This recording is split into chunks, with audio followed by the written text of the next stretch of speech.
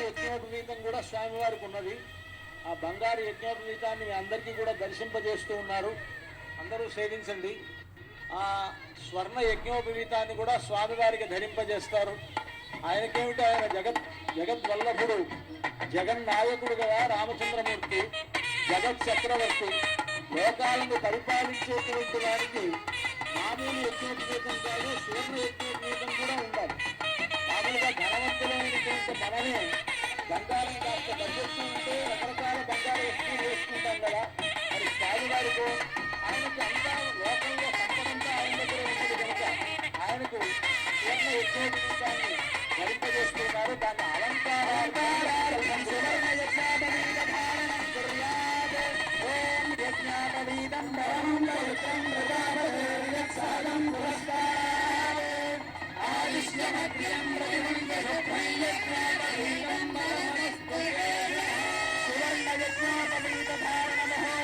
ముహూర్తే భవంతో మహాంతో బ్రహ్మంతే